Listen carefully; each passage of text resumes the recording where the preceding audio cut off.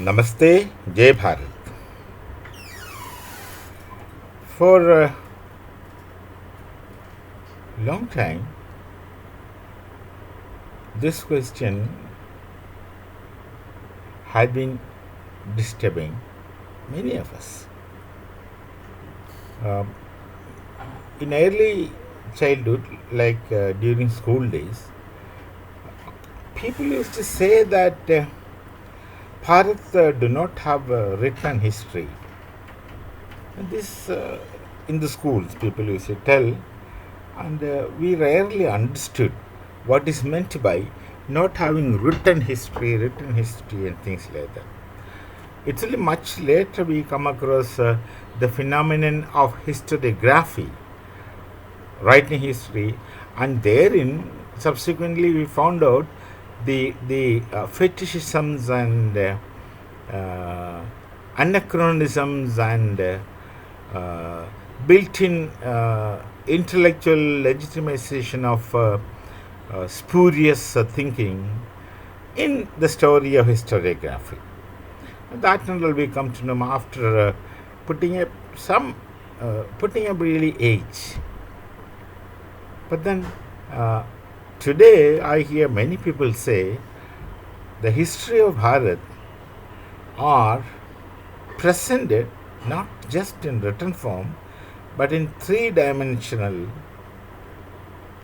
or even four-dimensional pattern. They are written on hard granite. The history of Bharat is written on granite. Of course, when I look around, we have lot of structures constructed in this nation by way of temple, by way of many things, by way of buildings, which tells us many things we don't quite understand even today. So many things, not just 1, 2, 3, 4, no, not just few. There's numerous instances of things that we don't understand. Numerous instances. Simple thing, how these things were made. This very fundamental first question is hardly getting answered convincingly. Then at the same time, we also have many texts in our nation. Surya Siddhanta is just one name. There, of course, are the Vedas and the Upanishads, many sutras and Shrutis, Smritis, all those things. There are many texts, and we see most of the texts. They're all, as I used to say, and I keep saying that they are fundamentally knowledge texts, and we have many texts which speaks about most modern observed and found knowledge. And what is more, they are really, really accurate, and at times more accurate than the kind of knowledge what we get today through the so-called cognitive methods or scientific methods. Let's see, how do we know things? I'm not going into the question of methods of knowing, that maybe some other time I may do. But then the question is, how do we know things? Let's start from, like Hegel would want his dialectics to start. Let us start from the very, very basic. How do we know things? At once one can say that we know things through our sense organs. And then the moment you speak about our sense organs, we talk about 5 indriya in Sanskrit, sense organs. And sometimes some of the Sanskrit texts would also speak about a 6th indriya, which is the mind. That's a different kind of questions and discussions. But fundamentally, we get to know things about the external world cognitively. Cognitive would simply amount to mean contact, and contact here would mean sense-object contact. through our sense organs, cognitive enterprise and cognitive method through our sense organs. And then, of course, we all know, without anyone telling anyone, that sense organs have great limitations. The sense organs only function between 2 points or 2 lines. Below and above, they don't. I don't have to explain more. Below and above, they don't function. And with all those things, how our knowledge becomes possible later in a scientific manner. What does science do? Science, first of all, have gone about making instruments, scientific instruments. The scientific instruments, those are designed and created and made, which can go beyond the limitations of our sense organs. Nonetheless, we do depend on our sense organs through the media of scientific instruments. And the scientific instruments really enhances the abilities and capacities of our sense organs, and through these instruments our sense organs can cognize things otherwise the sense organs cannot. So our horizon becomes much vast, and we get to know things which otherwise we won't be able to know. Now that's one thing with science.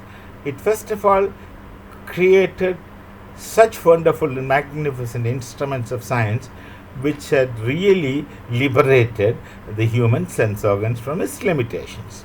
Secondly, science goes by the simple method which children learn in schools: observation and experiment. Now, what do they try to find out through observing and experimenting? Science tries to link phenomenon, the antecedent phenomenon and consequent phenomenon. If at all they are connected, then the science would try to discover a connection between them, which is roughly called as causation, causal connection, causality, etc.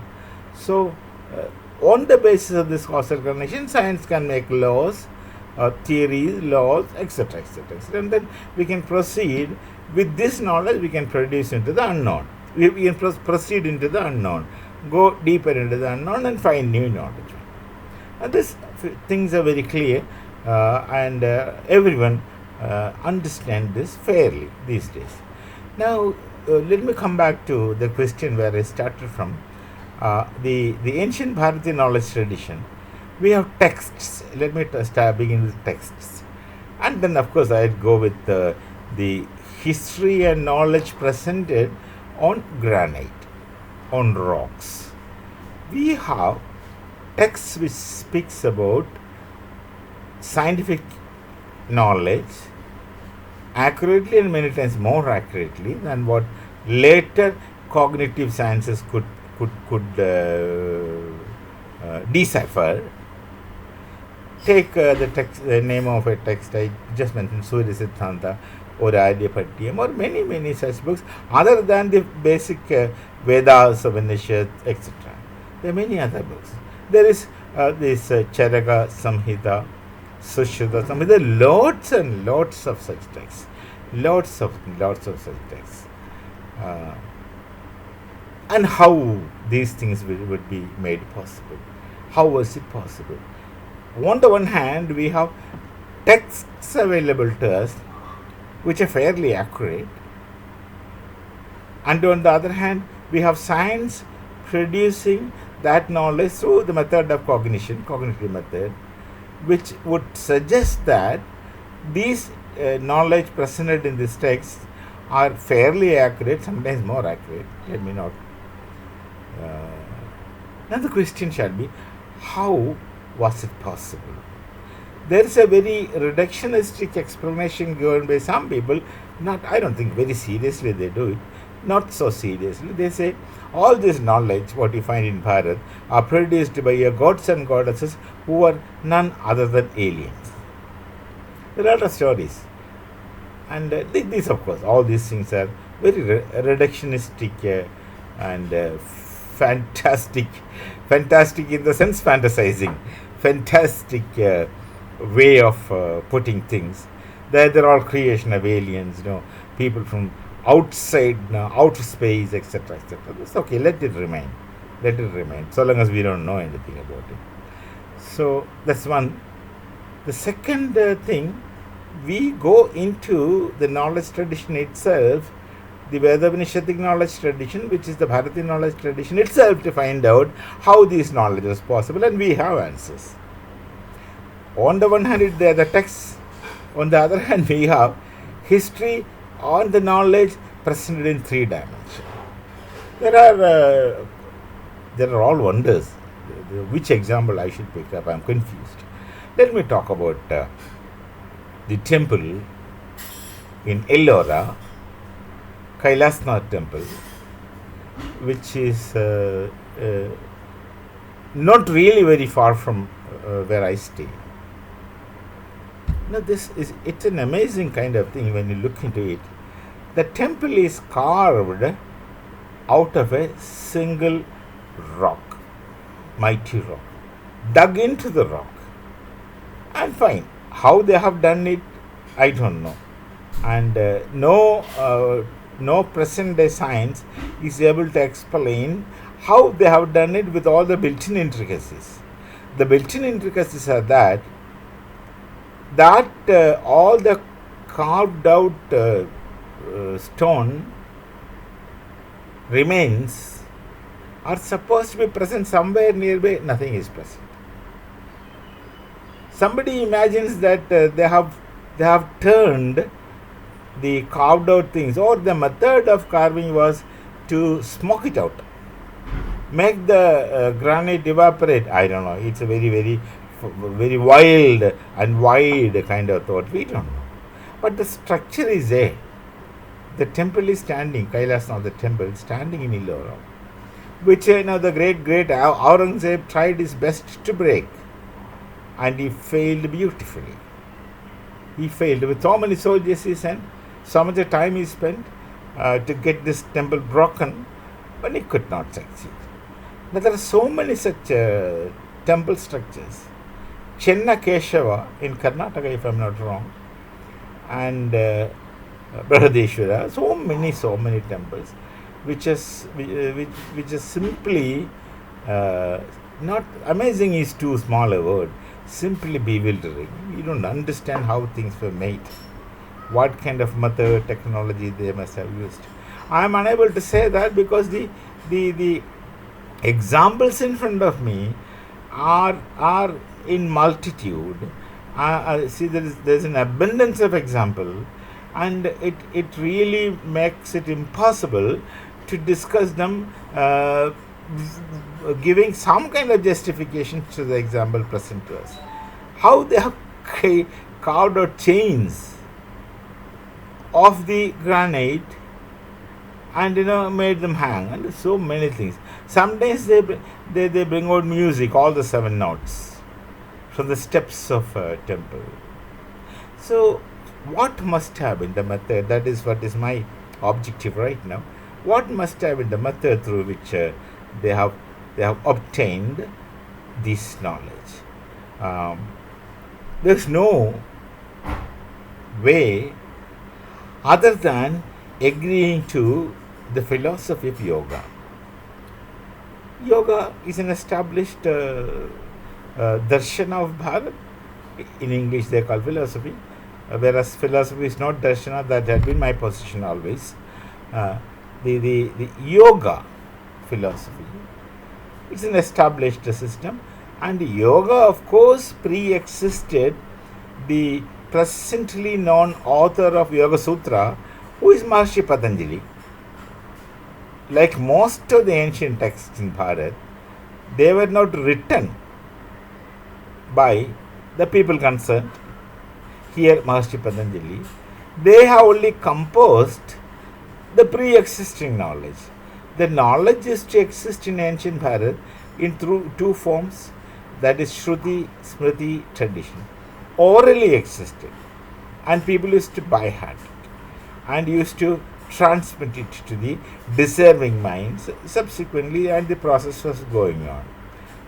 They initially were not writing, but then later, when maybe the Shruti Smriti tradition must have found it necessary to make also things in written form, so maybe they started writing. First of all, the Vedas which existed in Shruti Smriti tradition were composed in written form by Maharshi Vyasa and his team. We only attribute one name because you see these acharyas, these scholars, they hardly bothered to mention their own name, though there are some of the Vedic Rishikas and Rishis who mention their name along with the suktas. But that's not a regular practice. They were not bothered of mentioning their names. Sometimes their names are also rhetorically mentioned. Instead of real name, they just mention their name on the basis of the kind of theory which they have produced or for which they became popular. So these names suddenly becomes not very known, and because they were not concerned. So the method how they have Yoga Sutra was composed by Maharshi Patanjali. So we call it as Patanjali Yoga because there are many aspects of yoga, and once a knowledge is decoded and deciphered through the method in yoga, and upon that knowledge people can work, and that can produce many varieties of the same aspect what had been initially decoded, deciphered. So let me not explain more, speak more, that's not necessary for this time. So the Yoga Sutra is a written text composed by Maharshi Patanjali. Let us not say it's created by Maharshi Patanjali, like Natya Shastra. Natya Shastra is a text written, text composed by Bharat on the basis of the mudras, dance. Natya Shastra is based on dance. It's basically dance theory or the philosophy of dance, if you can call it. And they have used mudras, and the mudras are explicitly picked up from the Yajurvedic mudras.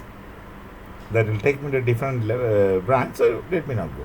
So the Yoga Sutra composed by Maharshi Patanjali is a text in front of us, like the Vedas composed by Maharshi Vyasa and his team.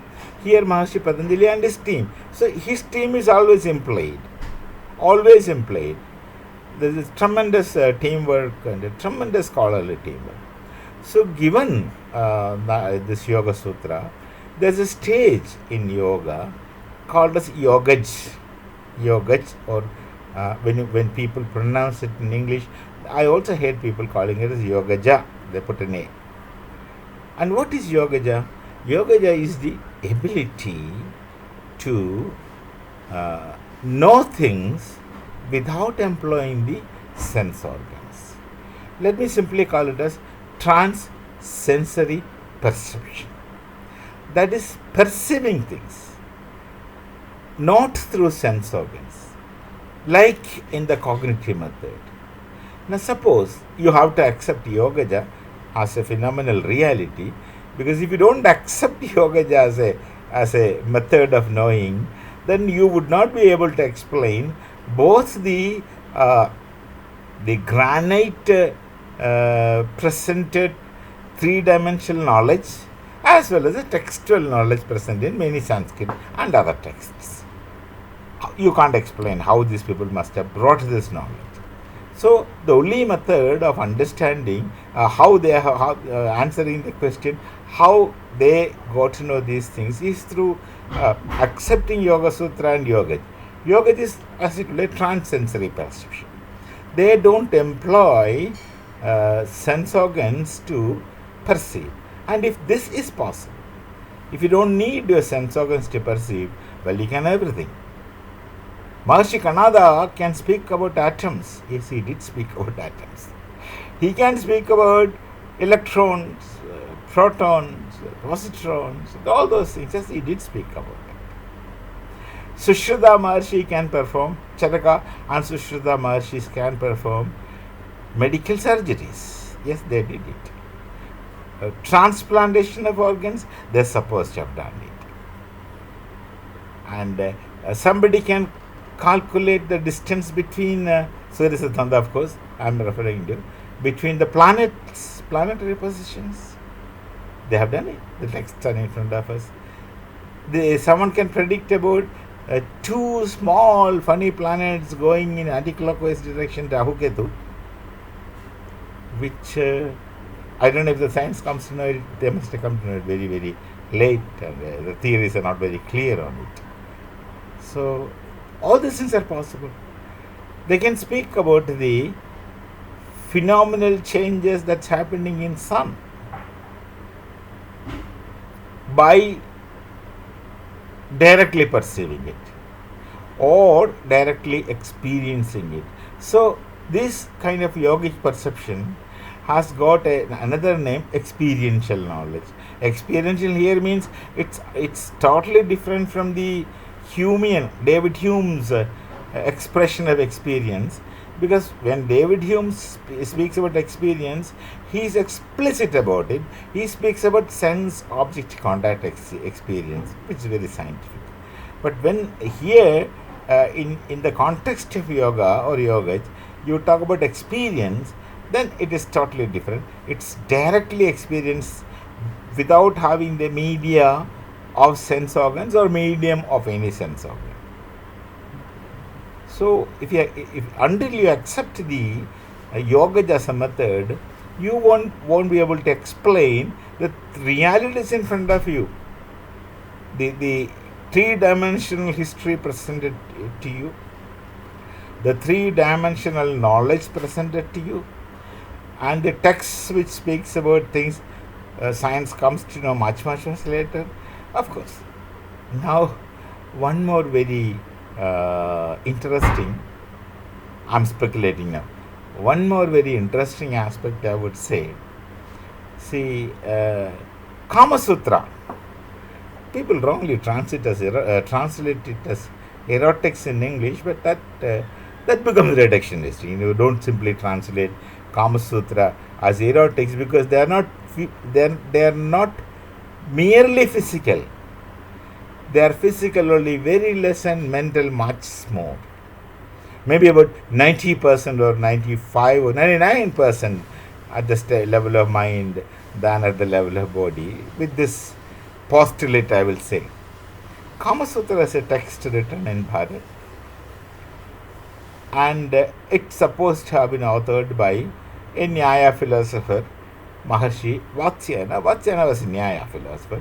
He had written Bhashya or interpretation to Gautama Maharshi's Nyaya Sutra also. So he has written Kama Sutra, and then people find it very difficult to understand that Vatsyayana remained a brahmachari. Now, brahmachari and a celibate are two different things. One remains a brahmachari, he stays away from physical contact with women voluntarily, and that's a brahmachari. Celibate is in most times under compulsion. Now, a Maharshi in Bharat need not to be a brahmachari. Brahmacharya is his choice. He would stay away from physical involvement into any kinds of things, not only just sex, but maybe also having sweets. So he would transcend his physical urgent requirement, and he remains a brahmachari voluntarily. He wants it, so he is. And if a rishi in Bharat has got a wife or wives, it has nothing to do with his being a Maharshi, being a sannyasi. These two are two different things. So it is not necessary for a sannyasi to remain unmarried. He can marry, he can have children, he can still continue to be Maharshi. And that is the situation in the Hindu tradition, the Bharatiya knowledge tradition. So Maharshi Vatsyayana was a brahmachari who wrote Kama Sutra. Now, how would he have cognized all kinds of things which he talks in his text Kama Sutra? Then, if you accept Yogaja, it becomes very clear. He need not physically go and do. He can understand things transsensory. Transsensory. He is not involved. But he gets to know transsensory. So, all this knowledge, what Bharat had already acquired in the past, is supposed to be transsensory. So, this, of course, brings us to one more position, one more simple suggestion, that how did the Vedic Rishikas and Rishis acquired the knowledge they presented in Vedic Suktas? Then, of course, at once you would say, oh, it must have been through Yogaja. Of course, it must have been through Yogaja. There is no other alternative and option. You have to say that. And then, see, if it must have been through Yogaja, then the method of yoga pre-existed Vedas. Otherwise, there would not have been Vedic Suktas. So, Vedas must, the method of knowing, that is yoga or yogaja, the yogach technique or yogic perception, must have definitely pre-existed the acquisition of knowledge present in the Vedic Suktas. So, everything must be starting with a practice of yoga. It's unlike what you find yoga in our popular manner in the present day. That's one just aspect of yoga. But this yoga, what you come across today in the popular manner, has got a deep underlying knowledge structure, logically, systematically behind what is. Now it may be not needed to acquire knowledge, because scientific instruments are in abundance, scientific laws are plenty. Only there are few areas which we need to explore yet, but there are unknown areas which we need to explore yet, and it's not necessary really to go to the hard and near impossible method of yoga to make a sense of such unknown things, to decode such unknown things in front of us. Science alone is sufficient. Science would do.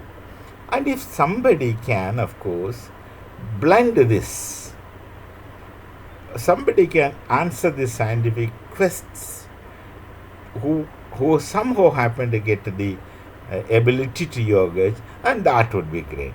There are many scientists, of modern scientists, especially with the quantum physics, the new science, what they call, who inadvertently, unknowingly had fallen into this ability. There is Dave Broglie, there is Einstein, there is Kepler, so many people. Then they themselves are not very clear about the methods through which they could understand things. It's something like this. You see, when you have to make a hypothesis in science, the hypothesis comes to you intuitively. There's an intuitive. Of course, Henry Bergson speaks about the theory of intuitionism. But in any case, nobody can ever explain to anyone how an intuition is made. Or no one can teach anyone that how to make an intuition. It has to happen. Now, these areas fall much beyond us. Similarly, there are things that we can't understand simply through the available methods of our knowing, or simply by employing the concepts and categories we have. So, the ancient Bharatiya knowledge tradition, or the Veda-Upanishadic knowledge tradition, which are largely present in our presented through the carvings and structures, carved out in granite, and many of the scientific tests in front of us, they almost had only one method of knowing. Yogaja, which in English is called as yogic perception, and maybe there must be varieties of yogic perception which none of us are able to speak about. How few incidents becomes very strange and unexplainable. See, there are temples. There are temples. I forget the name of the temple in south of Bharat. In the temples, they have got gods. Sometimes female and sometimes male. I forget the name of the temple in Tamil Nadu, if I'm not wrong. It's a 2,000 years old temple which has Dwarapalakas. Gods are called as Dwarapalakas. Two gods who are wearing shirts, collared shirts.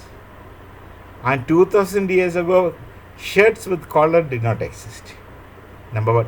Number two, they were wearing pocket watches, and they also had something very similar to mobile phone. I would say it's mobile phone. Now look at this, how this is possible. Now this phenomenon can be explained relatively easily, and the time gap, that also can be explained easily. See, a sculpture, Shilpi we call, they are not common people. They are very deeply into practices of yoga. But then they may not have yogas.